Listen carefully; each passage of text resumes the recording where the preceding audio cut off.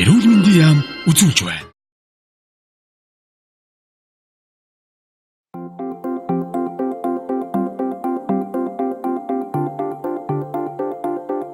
Иргэдийн эрүүл мэндэд ноцтой аюул учруулж буй хүчин зүйл юу вэ? Зүрх судас, цус харвалт, уушгины өвчлөл, харшлын өвчин үүсэх гол шалтгааныг нэрлэвэл бүгд нэгэн дуугаар агарын бохирдол гэж хариулна.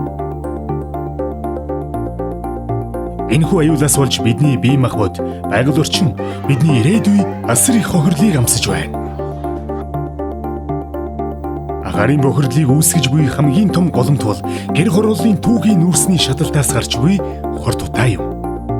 Агарын бохирдол үүсэж байгаа үндсэн хоёр шалтгаан байна гэж хэлж болно. Эхнийх нь бол нүүрсний дутуу шаталтын бүтээгдэхүүнүүд юм байна. Харин дутуу шатснаас үүдээд атмосферт олон төрлийн хийм бохирдуулагчид мөн хатуу байдалтай бохирдуулагчид ялгардаг байгаа. Хийм бохирдуулагчдын бидний хамгийн сайн мэдэх төлөөлөл бол угаарын хий. За харин хатуу байдалтай бохирдуулагчдыг багцаар нь нарийн ширхэглэлт тоосонцор буюу PM гэж хэлж байгаа.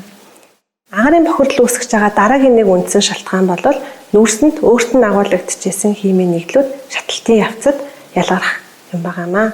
За тухайлах юм бол нүүрсэнд нэлээд их хэмжээгээр агуулгаддаг хөхөр шаталтын дунд хөхрийн эслүүдийг үүсгэх замаар бохирдол үүсгдэг. За эсвэл нүүрсэнд мөн агуулгдчихсэн хүнд металлууд тоосонцор байдлаар агаарт ялгарх зэргийг хэлж болно.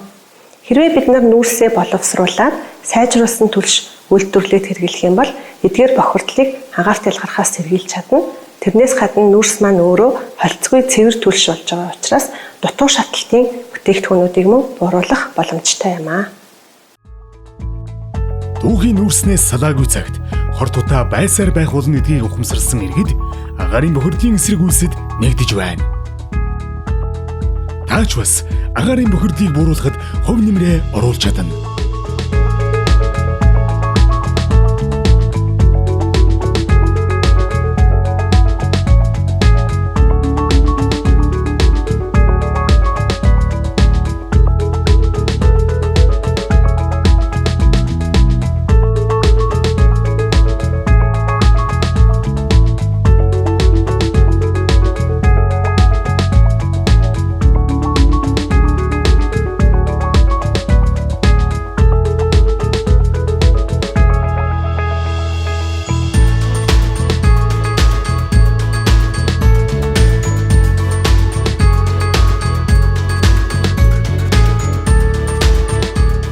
Түүхийн нүүрсний хэрэглээг халцгаая.